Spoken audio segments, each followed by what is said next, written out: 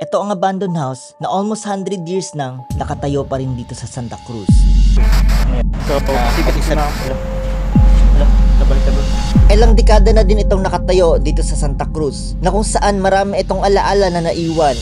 Sinakop ito ng mga Hapon at naging evacuation shelter ito ng mga sibilyan noong panahon na may digmaan ang mga NPA at militar. Marami itong kasaysayan kaya sa sobrang tagal nito, ito ay naging misteryoso. Maraming nagsasabi na meron daw nagpaparandam dito sa loob ng bahay. At hindi natin alam sa ilang dekada nitong nakatayo. Meron pala itong karumal-rumal na kasaysayan na pinaparandam lang nila sa mga taong nakatira dito sa loob ng bahay.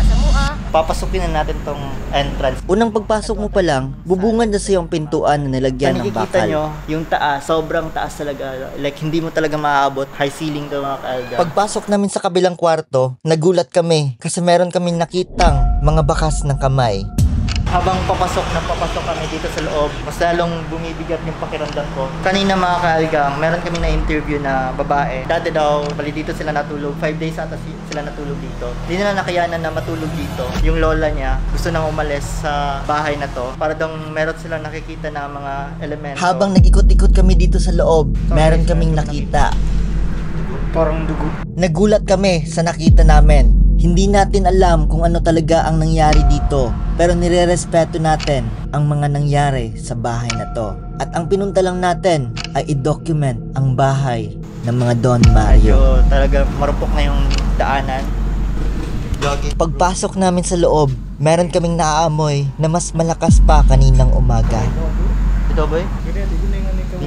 Meron kaming narinig dito na parang nagsasalita.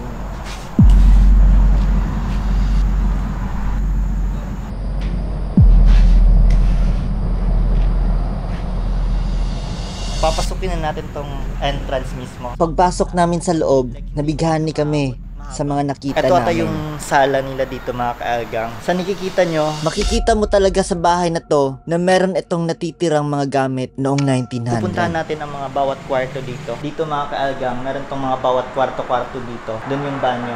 Medyo marupok na yung mga daan doon. Ito guys, meron kami nakita dito. Parang mga bakas na mga kamay. Ano kaya yung nangyari dito guys? Sa tingin nyo, comment down below kung ano to. So mga taga dito, comment down below kung kanina tong kamay na to. Ayon sa mga Gutierrez family, ito daw ay naging evacuation shelter noong may labanan nangyari sa mga NPA dito sa Santa Cruz. Naging tahanan ito ng mga tao sa bukid kasi ito lang ang hindi kasama sa perimeter area na sinakop ng mga NPA. At dito sila nanirahan hanggang sa matapos ang labanan ng mga NPA at militar. Si Don Mario Gutierrez ang tumulong sa mga tao dito. Pinakain at pinatuloy niya ang mga tao na nasa itaas. Kilala si Don Mario dahil sa ginawa niyang kabayanihan at tapang sa mga tao dito. Maliit lang itong bahay na to, pero meron itong malaking naitulong sa mga tao noong sila ay nangangailangan ng masisilungan.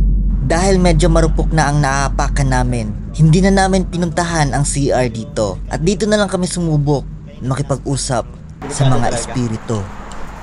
So kung meron mang entity na nandito, pwede nyo bang galawin ang mga bagay dito?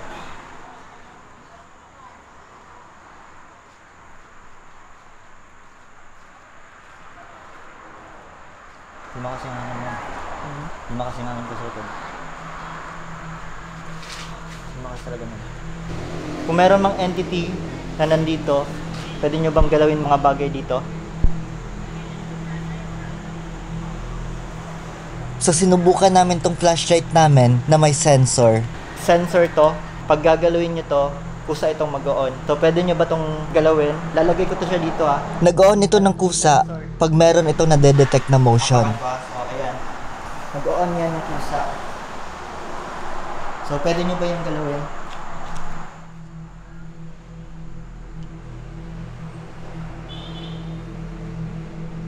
Walang nagparandam dito, pero dito ko lang napansin na kusa pala ito nag-on nung nag-e-explain na ako kung paano to paandarin. Sensor to.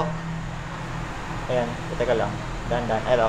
Pag galawin, Hindi ko to napansin kanina kasi akala ko nagalaw lang ng mga kamay ko.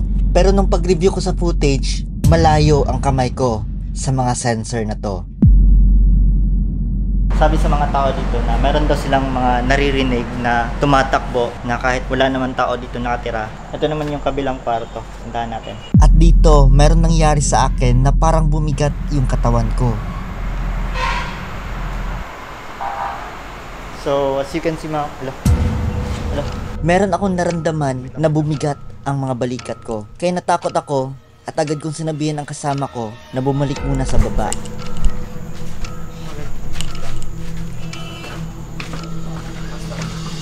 Kanina guys, pagpasok ko, ewan ko lang, hindi naman to nakakatakot na lugar. Pero yung pagpasok natin doon, yung bag ko parang nihila. Isa lang ang masasabi ko sa video na to. Marahil nga luma na ang bahay na to, pero puno naman ito ng mga alaala na dapat hindi natin kakalimutan. Marami itong taong natulungan sa panahon ng paghihirap natin. Itong bahay na to ang ating masisilungan. May kalumaan nga ang bahay na to. Darating ang panahon na ito ay masisira na. Pero ang mga alaala na ginawa ng bahay na to ay patuloy pa rin nating maalaala saan man tayo dadalhin ng panahon.